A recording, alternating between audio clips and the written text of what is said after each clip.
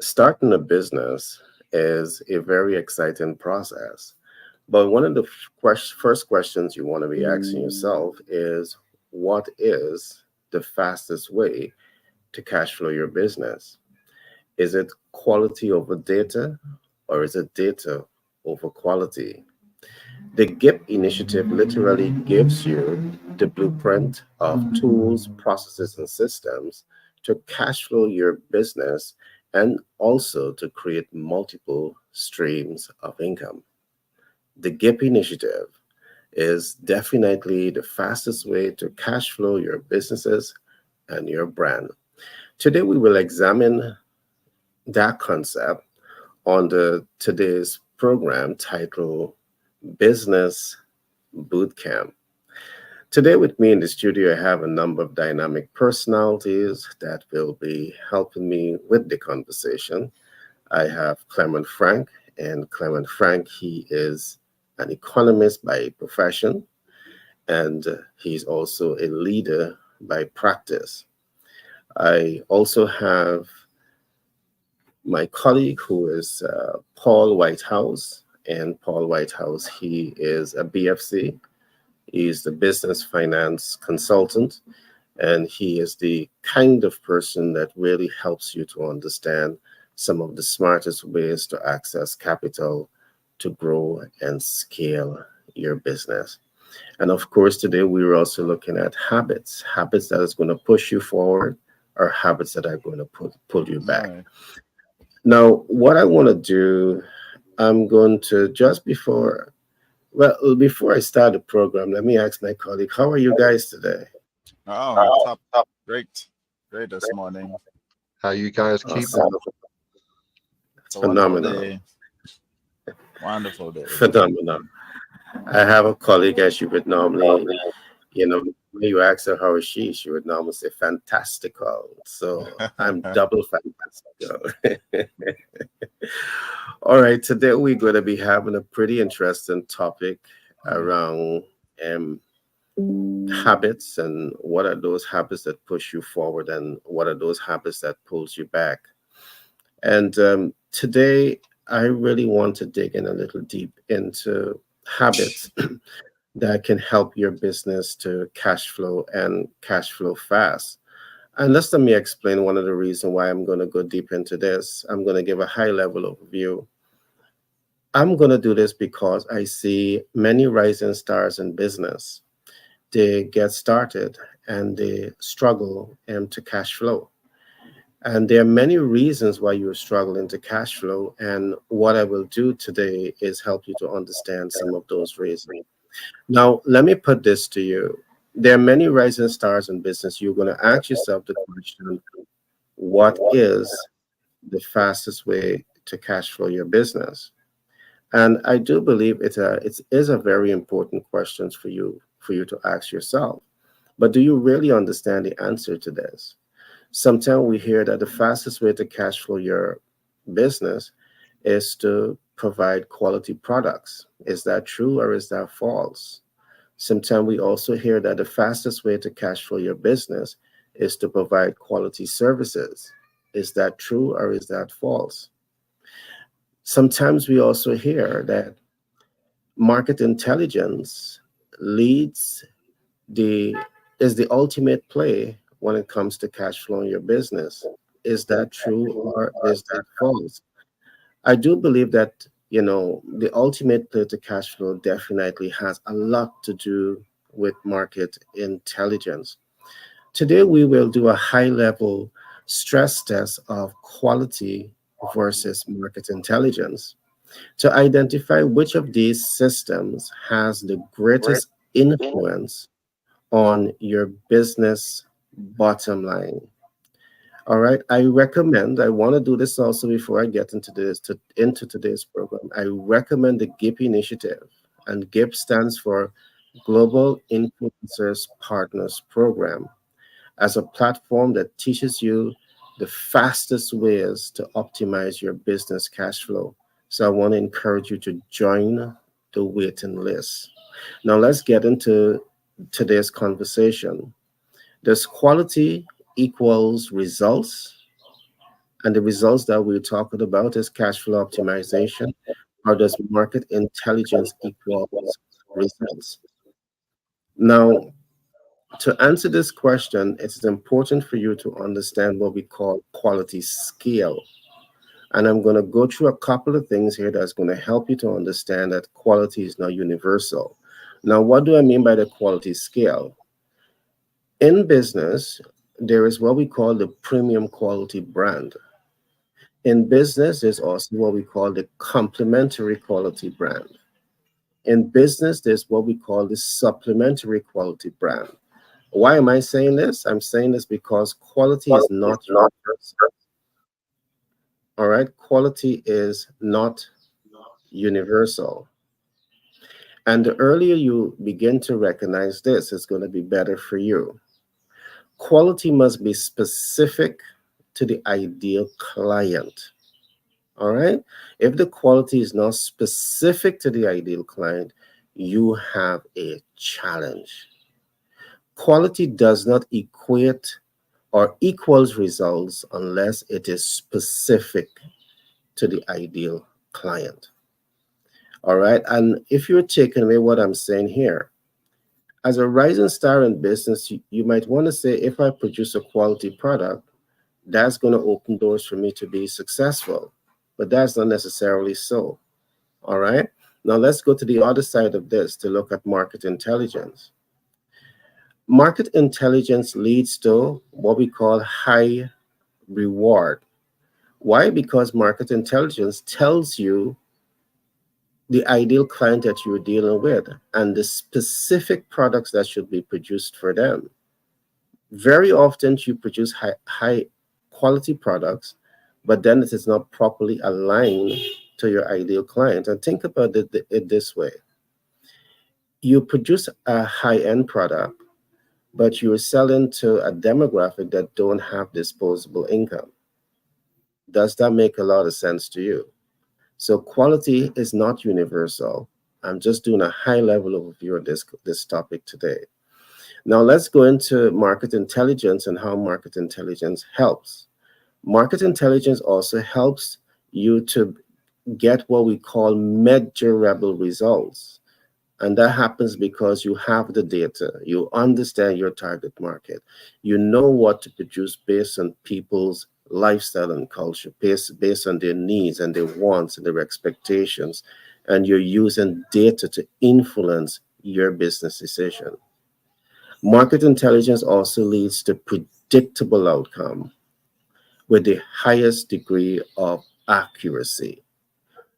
So only focusing on quality does not lead to predictable outcome in sales with the highest degree of accuracy, but market intelligence does. Market intelligence is more than a superior business systems that leads to high reward, measurable results, predictable outcome with the highest degree of accuracy. All right. Market research, because of how it is designed, it allows you to be a market maker based on the fact that you're market oriented, you're market sensitive, and you're market responsive. So the big question comes back again. Does quality equals results, or does market intelligence equal results? Based on what I've said, I trust you can now make an informed decision for yourself. And in conclusion, I want to repeat this. I recommend the GIP initiative, which is the Global Influencers Partners Program, as a platform that teaches you the fastest ways to optimize your business cash flow. And I want to encourage you to join the waiting list now. It's going to be a program that's going to transform your life. And I'm going to put up on screen shortly some links that you can go to to basically get registered with the GIP initiative. With that being said, I want to now open up the conversation a little bit, but I'm going to start with Paul to talk to us a little bit about capital portfolios, because I do believe that every rising star in business, one of the things that they need to know and to build healthy habits around this is capital portfolio. Many rising stars, they may know, depending on where they are in the world, they may just understand one financial instrument. But from your portfolio, you have so many different financial portfolios, and exposing yourself to financial tools is vital. It is an essential part of doing business. So I will ask you to just walk us through some of the financial instruments that you have, and all to you, Paul. Okay, thank you. Good morning. Good morning again.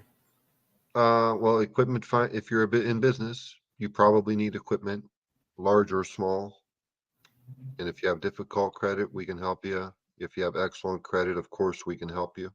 So equipment financing, we do that through equipment leasing, which is the best way to have ownership, to obtain ownership of equipment for your business. Simple, easy process. Contact us for sure, Paul at patriotbfc.com, Global Capital Inc. Get a hold of Gary. We can coordinate and get on a call with you. But equipment financing is one of our specialties. Real estate financing, same thing. Excellent credit for sure. Difficult credit for sure. It's just going to cost money down, more money down. That's a fact of life. But difficult credit is something that we help people. That's not necessarily a financial program, but it's something that needs to be addressed sometimes, and it's something that gets improved along the way. So real estate financing, excellent credit. Obviously, you're approved with the lowest cost of money. Difficult credit, we're going to get you approved, make those payments, get on the path to recovery. Next property, we get you the lowest cost of money. Sale lease back, man, that's a way to pull working capital out of equipment that you already own free and clear. Sell it to a leasing company that you keep it, you make money with it because you need to make money to make that payment back.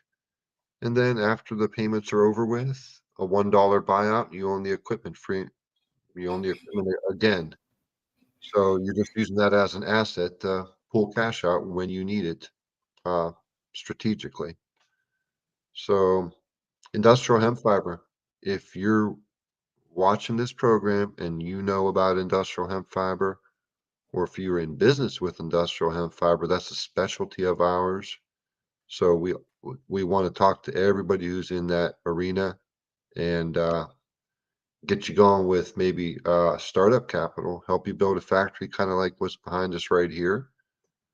And the way we would do that is the power of connections took me on a path where I had to connect with a capital raising group.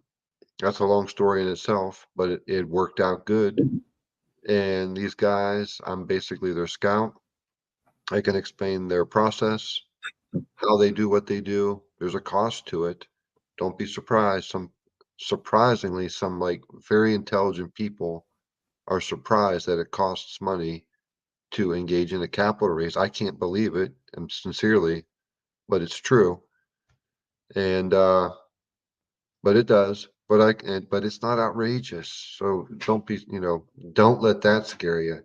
So if you're raising capital for a startup business, if you're raising capital, you have to be Securities and Exchange Commission compliant in the manner that you're doing it. Now, the founder of the company, they're legally allowed to do it themselves.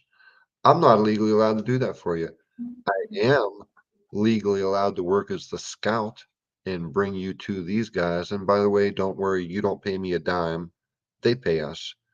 But the introduction that I can make to this group that I work with now, it could change things for you drastically. When they raise capital, they raise it with a process. Least expensive money first, progressive capital raising. Start with grant money, bump up the ladder to local government money, bump up again to the bond markets if that applies. Then we got lender money. After maximizing all those sectors, there's going to be a balance left that needs to be raised. That's what you raise from the investors. You don't get all of it. Do not go get all 100% equity injected into your business because you will be giving up majority ownership, majority control. They're not doing it because they love you, because they're your best friends. They're doing it because they want a 20 to 25% annual return on their money. And they want the control because they want to make sure that they steer the ship and get that money back. We got a better process. The guys that I work with have been doing this. They've been big business people since the 80s. In 17 years in business, they've raised over $9 billion for startup capital and for growth capital for existing businesses with strong financials. So there's probably there's factoring, PO financing. There's probably even a couple more things that we do. If I tell you those, I'll keep droning on for another 10 minutes.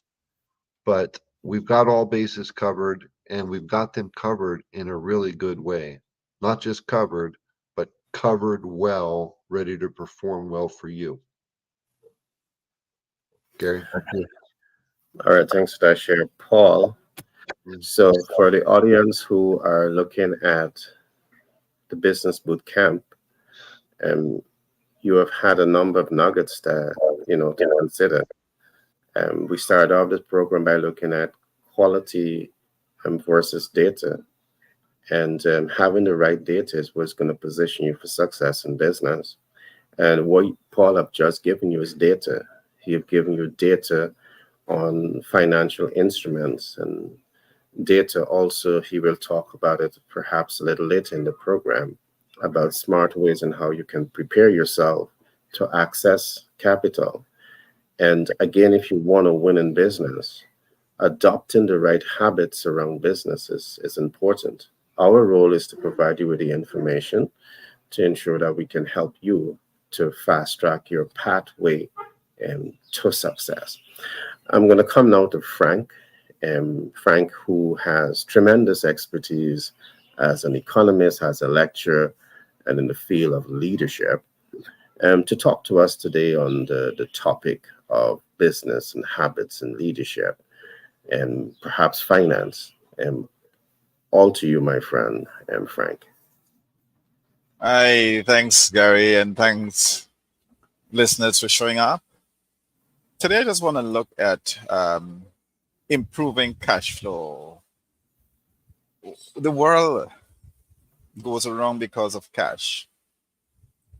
And nothing is wrong with money. Even the Bible says that money answereth all things. The thing about money is, if you make it an idol, you'll die. But it's important to have money. So as a business, how can you improve your cash flow? If you want a business and your sales or top line are growing at a rampant pace, if you're increasing profits each year, you're certainly headed in the right direction. But you should never put your guard down. Even growing profitable companies can be hit with cash flow problems with their finance, their operations, and or their investing activities aren't running efficiently. For instance, if your payables, which are your debts, are due before your receivables, money from a sale you haven't collected yet, you'll face cash flow problems. And this in turn means you're not going to be able to pay your bills on time, which can lead to bigger problems like making payroll in a timely fashion and facing questions of creditworthiness. And if you want to improve cash flow, think about implementing some of the following strategies. Lease, don't buy is the first one. Since leasing supplies, equipment, and real estate usually ends up being more expensive than buying, doing so may seem counterintuitive to someone who is only paying attention to the bottom line, or your income after expenses are paid off. But unless your company is flush with cash, you're going to want to maintain a cash stream for the day-to-day operations. So by leasing, you pay in small increments, which helps improve cash flow. An added bonus is that lease payments are a business expense and thereby can be written off on your taxes. So you can offer discounts for early payments. And everyone loves an incentive. And if you offer customers a discount, If they pay their bills ahead of time, you're creating a win-win situation for both of you. So getting the cash in early helps your cash flow, of course. Conduct customer credit checks. If a customer doesn't want to pay you in cash, then be sure to conduct a credit check, especially before you sign them up. If the client has poor credit, you can safely assume that you won't receive your payments on time. Now, as badly as you might want to make the sale, the late payments will hurt your business cash flow. If you opt for a sale despite any questionable credit, be sure to set it up with a high interest rate. Form a buying cooperative. Think power in numbers.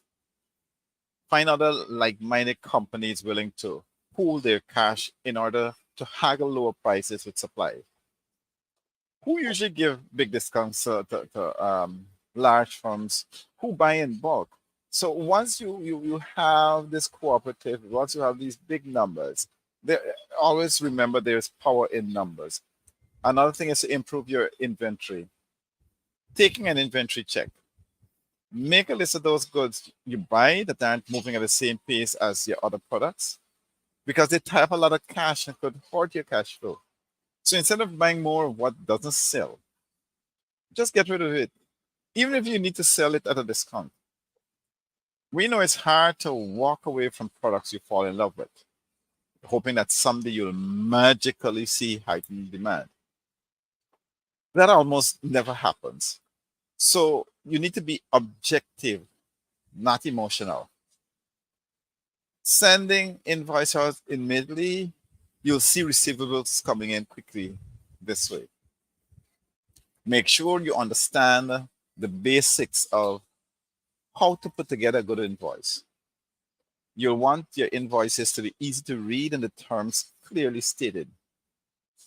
Have the due date stated in a few places, preferably in bold, including at the top of the invoice and on the payment slip at the bottom. Include clear instructions regarding payment types accepted. If you charge late payment fees, make sure you include the information as well. And then you can use electronic payments. If you pay electronically, you can wait until the morning of the day a bill is due to make payment.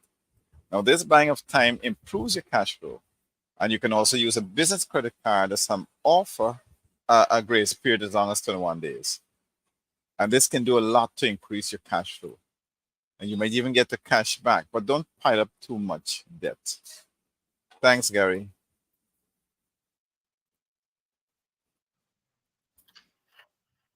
Welcome, Clement.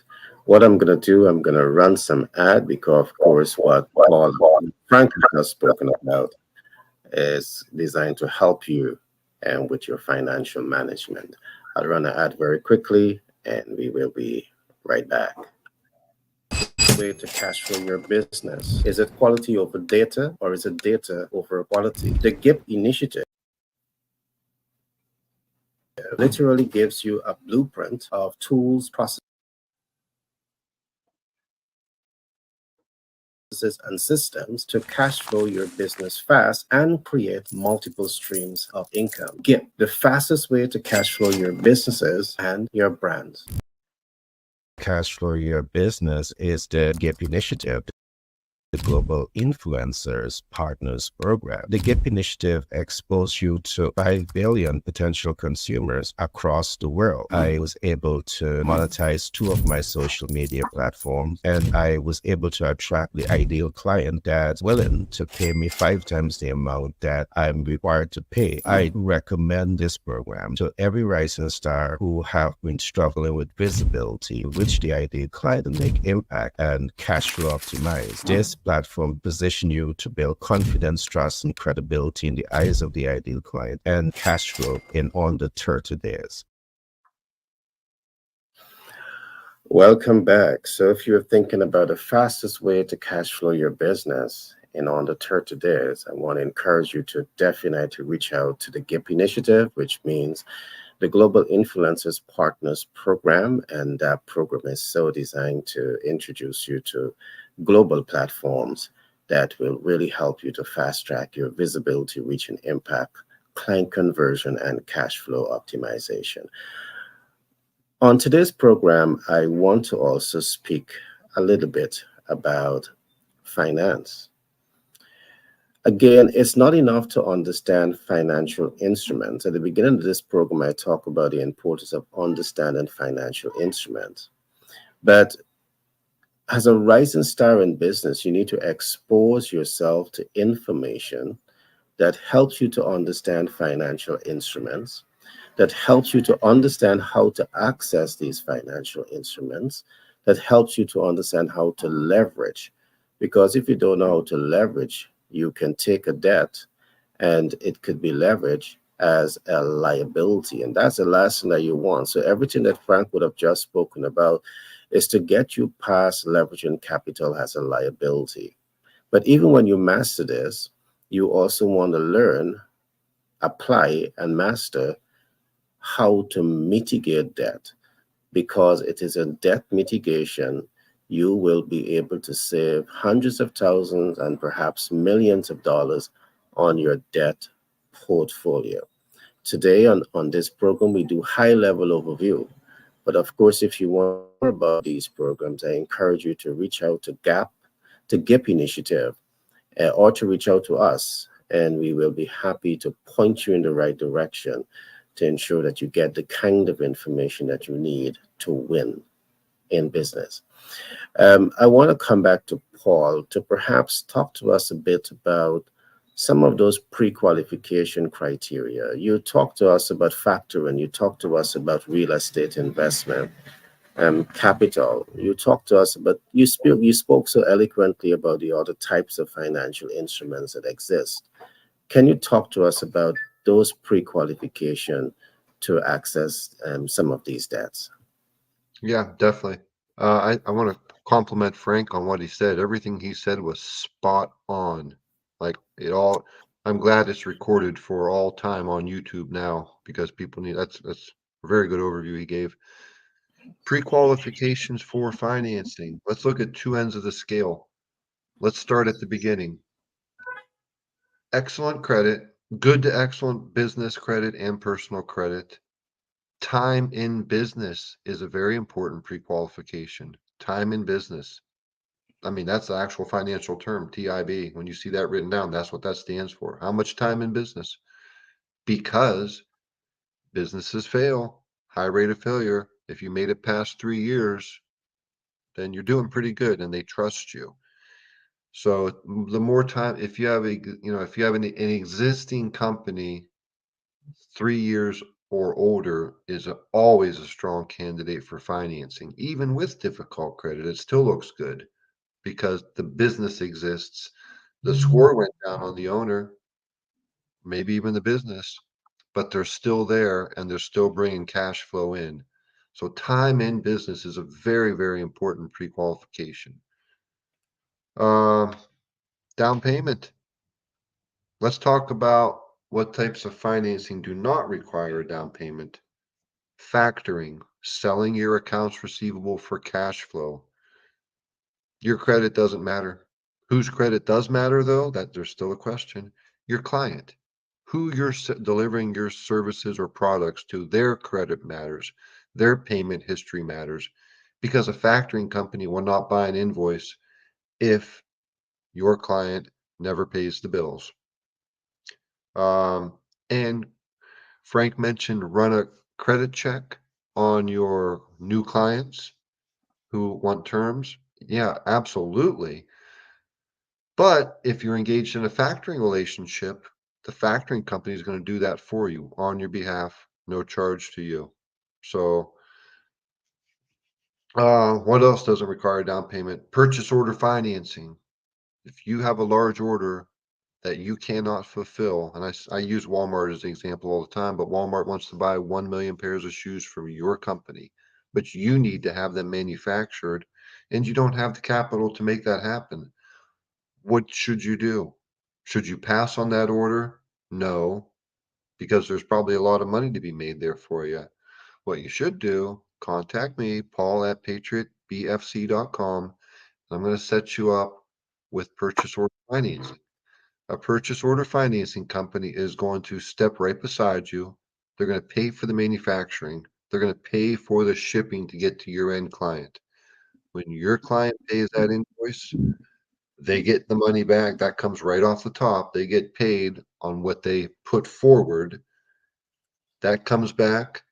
Everything that's left over is the profit margin. And obviously that comes to you minus the fee. There is a fee for the cost of money. I mean, obviously. So what is that fee? Depends on a couple of factors. It can range from 2.5% all the way up to 5 points. Depends. So your profit margin has to be big enough to absorb that cost. So that does, there's no pre-qualifications for credit right there, and there's no down payment. Real estate financing, let's talk about that. That absolutely requires a down payment. There's only one form of real estate financing that no down payment is required, and that's called sale leaseback.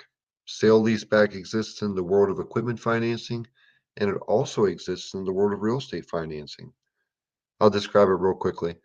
A sale leaseback in the real estate world, here's the pre-qualifications for that one. Existing company, profitable, good financials, growing. They need a larger space. Well, a sale leaseback, you can pick the location, and it cannot be a single use type of property, like not a laboratory. It has to be multi-use so that if they ever had to take it back, they can have a wide market to sell it to. Of course, taking it back is not the goal, just make those payments.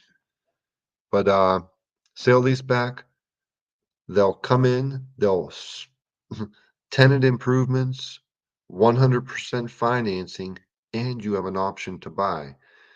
Pre-qualifications for that is that you have to be a very financially strong company, and it has to be owner occupied as well. You can't sale lease back something and then rent it out or lease it out.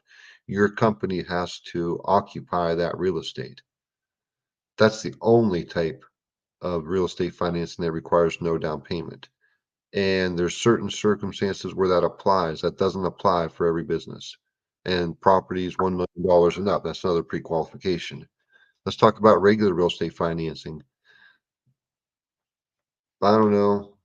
I mean, I don't even say their names because I don't respect them. I'm sorry. But Bill Gates, the guy buying all of our farmland, I said it. He will need to put 20% down when buying commercial or investment property. They're not going to look at him and treat him different than you guys. They're not. He still has to put a minimum 20% down. So the minimum when you're buying real estate is 20% down. The maximum is 35% down. And if you're gonna, to put 20% down, you have to have a credit score of 740 and above. You have to be an experienced real estate investor or business owner. And what that will get you with those pre-qualifications met is the lowest cost of money, lowest down payment. Let's go to the other end of the scale. If there's difficult credit, what are the pre-qualifications to get financing for real estate? It has to be a performing property, number one. It can't be abandoned. You have to have tenants in there. It has to be cash flowing. Credit score, we can get you financed with extremely difficult credit scores, but you're probably certainly looking at 30%, 35% down. If you're buying $1 million piece of property, $350,000, $300,000 down. But it can be accomplished. If the property's cash flowing, if it's in a good area, that's another pre-qualification. They're going to look at the metro area. They're going to look at population. There's some areas in America that large investments cannot be accomplished just because of population and location. Your pool of renters is very small, so it's more likely that things are going to go wrong. Okay, last one would be equipment financing. Kind of the same as real estate financing.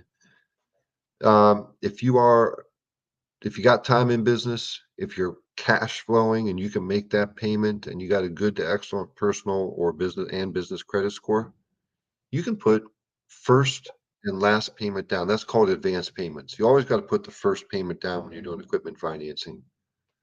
So Under those conditions, you can put minimum money down. Let's flip it on the other end of the scale. Difficult credit. You've got a cash flowing business and you were declined by your bank a couple weeks ago. There's a range there, and I never know what it's going to be until I actually get the term sheet back on that one. And we get the term sheet back by collecting an application and information, submitting it that day. We're going to get a term sheet and we'll share it with you and we'll go over it together. But that can range anywhere from 10, 15% down, all the way up to 30% down. I'm a pretty good, I can I can predict pretty accurately what cash will be down depending on situations. But industry experience is a pre-qualification. If you are stepping into the trucking industry and I've had a deal like this before, brand new, never had it. You don't have a CDL right now. You're just coming into it and you're going to hire drivers and get trucks. That situation, I mean, startup business, good credit, you are looking at 30% down because that's a startup business. And if you don't have revenue, if you're pre-revenue, another thing it's going to say on the term sheet based on pre-revenue is 6 months payments in advance or 12 months. They need to know that their payment is going to be covered until you cash flow. What's the best way to do that from a lender's perspective is to have you put the down payment down, and right beside the down payment, that chunk of money that you got to put down, right beside that, the term sheet's going to say 6 months advance payments, because it's going to take you 6 months to get cash flowing so you can make the payment. That payment's got to be made for the first 6 months. Having it sitting there in escrow is the way that everybody can sleep at night, knowing that the payments will be made.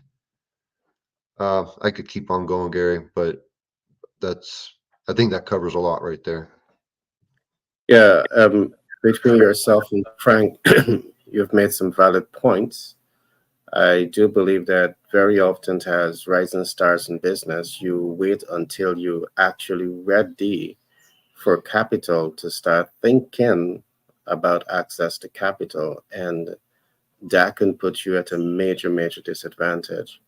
So the time to start thinking about capital is now, when you probably don't even need the capital, especially when you're in business, because an opportunity may present itself and you need the capital to move fast. What Paul does for you is to ensure that you are given the kind of holistic, comprehensive support to access the much needed funding, capital that you need to move fast and with your business ideas. So I want to encourage you. I see that we have some folks all the way from the Vietnam and Bangladesh who are reaching out.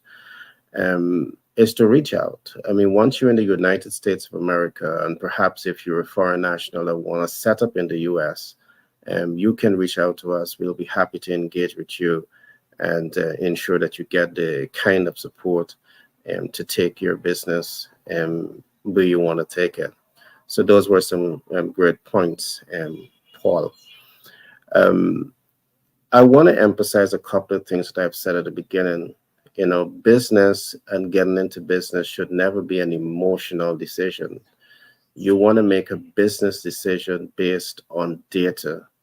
On these programs, we continue to emphasize the importance of collecting sensitive data, analyzing sensitive data, leveraging sensitive data, and mitigating sensitive data. And what all of that means is that in doing business, you want to be market oriented. You want to be market sensitive, and you want to be market responsive. That is what keeps you in the know. And this is why you find some of the major companies in the world, they invest in data collection, because it's when they collect data about the ideal clients and they understand the pain points of their ideal clients, they are now able to innovate products and services that directly correlates with the needs of the market. And based on the fact that you have the information on people and what are their needs and what they are willing to pay for, and you're innovating alongside that database, That's what sets you up for success in business. So to be successful in business has a lot of predictability. But if you don't understand those predictability, you can struggle in business for a very long time. Now, the reason we have formed this team, the reason we are bringing the business boot camp to you, is to help you have this information so you can start to think differently. You can start to apply yourself differently. You can now associate yourself with a team of global thinkers and leaders in business that is here to give you that kind of support to go beyond perhaps your dreams. Having said that, I want to come now to Frank, and I'm going to ask him to chime in. And also, in the interest of time, after you finish your statement, I would also love to get your closing remarks, and then I'll come back to Paul. All to you, Frank. You're mute, Frank. You're mute. Sorry about that. I want It's to all right. We got I you. want to continue the cash flow All to you, my to friend. improve cash flow. So the last thing I said was use electronic payments and how you might even get cash back. And I advise that you need not pile up too much debt. Another point is that you can pay your suppliers less. If you maintain a friendly, regular communication with your suppliers, you have a better chance of landing better terms with them. So if you offer your suppliers early payments, if they're willing to give you a discount in return. So in this situation, you need to learn the art of negotiation because it's an essential part of doing business. The art of negotiation can help you convince your suppliers to offer you a better deal. Use high interest savings account. This will provide liquidity while growing your cash position. And the best high yielding saving accounts offer interest rate more than 17 times higher than the national average, meaning you'll earn more on the money you stashed away. Increasing price. This is a concept that scares many business owners. And they're worried that it will lead to reduced sales. But it's okay to experiment with pricing to find the perfect number. How high are customers willing to go? You'll never know unless you set the price. And there's no way to know unless you take a chance. So what is cash flow? Cash flow is the net amount of cash that is going in and out of a company. A company's success is determined by its ability to create positive cash flows through the normal course of its business operations. When you have cash coming into a company, those are known as inflows. And what does it consist of? Is revenue, sales, as well as income from other investments. Cash going out of a company are known as outflows. And this is basically your expenses, your debt payments, etc. So there are three types of cash flow. Cash flow from operating activities, cash flow from financing activities, and cash flow from investing activities. All will appear in the statement of cash flows and a company's financial statements. So how you can increase cash flow is offering discounts for early payments, leasing, not buying, improving inventory, conducting consumer credit checks, and using high interest savings accounts. The bottom line, healthy cash flow is a result of operations that run efficiently and smoothly while it's implementing some of the steps that I've spoken of, and it should help you increase your business cash flow. You will also want to make sure that you're making the right decisions regarding marketing, customer service, product or service development, and new customer acquisition. And that's why it's critical to review and update your business plan on a regular basis. And this will ensure you anticipate trends and challenges before they impact you profitability, before they impact your profits. Thanks, Gary. All right, great share, Frank. I run an ad quickly, and then I'll be right back. To cash flow your business is the GIP initiative, the Global Influencers Partners Program. The GIP initiative exposed you to 5 billion potential consumers across the world. I was able to monetize 2 of my social media platforms, and I was able to attract the ideal client that's willing to pay me 5 times the amount that I'm required to pay. I recommend this program to every rising star who have been struggling with visibility, reach the ideal client, and make impact and cash flow optimize. This platform position you to build confidence, trust, and credibility in the eyes of the ideal client and cash flow in under 30 days.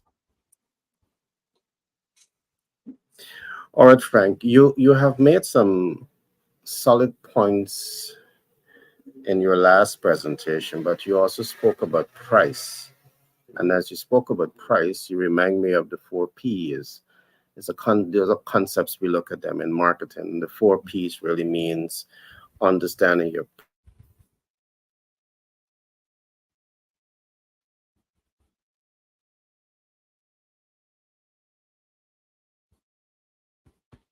He's frozen.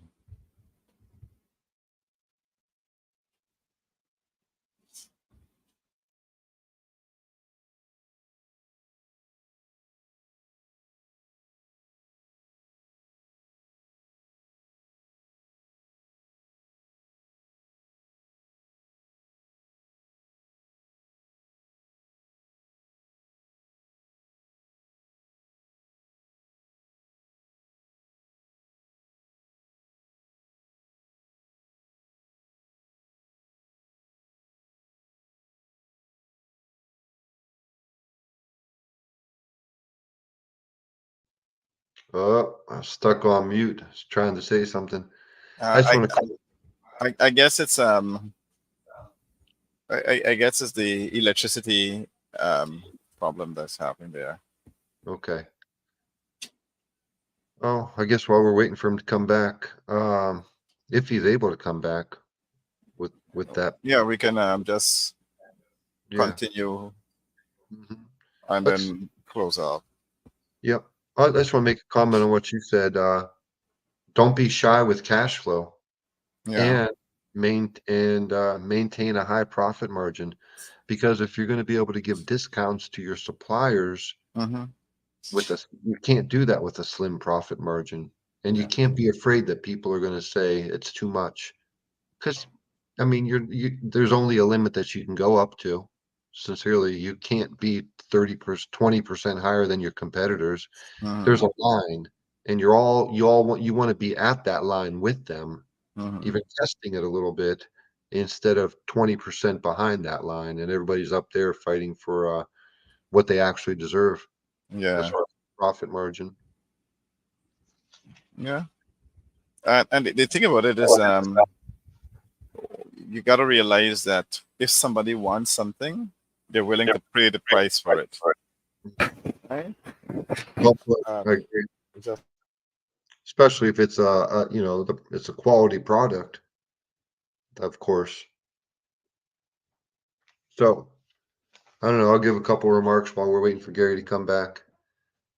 I guess one of the questions was quality product versus market intelligence. I don't think they can be one or the other, and I don't think they can be competing against one another. It has to be both.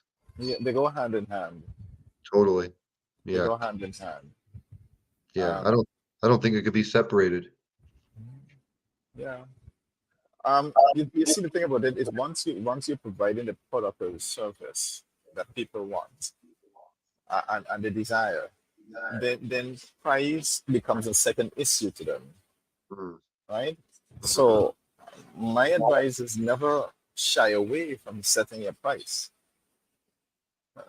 because what you think is you may lose customer, and you will never know unless you would have set that price. You got to take a chance. Business is about taking chances, about risks, and so um, go ahead, set that price. It must be reasonable. Mm-hmm. It can be exorbitant, but set the price. We live in a time where of competition, where there's price wars and everything else. But once your service, once the goods or the products are what people are desiring, they're gonna pay the price for it. Mm-hmm. Yeah. Don't be shy and don't be mad at money. Yeah, yeah, And don't set yourself up with such a slim profit margin that you're stressed all the time when you literally deserve to be making so much more. You can't be the cheapest in the room. Nobody wants the cheapest anything. So one other thing that you said that I really like, and I learned this from well, the capital raise group that I work with. They said that your customers and your suppliers can be one of your greatest sources of financing. yeah, That's gold right there. yeah. You see, the thing about that is you need to establish that kind of relationship. Mm-hmm. Business is all about establishing good relationship with suppliers, with clients, with even the community. Because once there is that bond, that relationship, it creates loyalty, Mm-hmm. and that's where your cash flow is. That's where I would say the end of your rainbow, the pot of gold. And so once you can have that solid foundation in a relationship, trust is the loyalty is and a free flow of communication. You'll be surprised that suppliers will have products and they will say, look, when you get the money, come then pay. Mm-hmm. And it's a way in which you can sell and of course still have to pay your suppliers. It's all about the relationship that you build. Yeah, they'll work with you through the good and bad if you just work with them closely. For absolutely. Yeah. Um, Another thing would be if you're business to business, then your customer, it's in their best interest to keep their supply chain flowing well, make it a well-oiled machine. So lots of times they'll put literally investment money into your company. If you're a smaller company and they like your product and your everything about you is good, your customer service, but there's a little push over the edge that needs to happen. Well, if your end buyer, you're a business to business seller and your end buyer, it's in their best interest to keep their supply chain tight, doing good, providing good products. I mean, they'd like to own. Why would you not want to own a small part of your supply chain? Mm, yeah. All right. I think it was a good Yeah, meeting here. And I just want to say to all listeners, keep tuning in to us. We have the nuggets that can help you to be the best leader, the best business partner to help you catch flow that business. And with that said, I want to say thank you for listening. I hope to see you again tomorrow morning, same time, same place. That's a date, right? that's right. All right. Have a Okay. good Bye day. bye. Bye, Frank. Bye bye. Have a good day, everybody.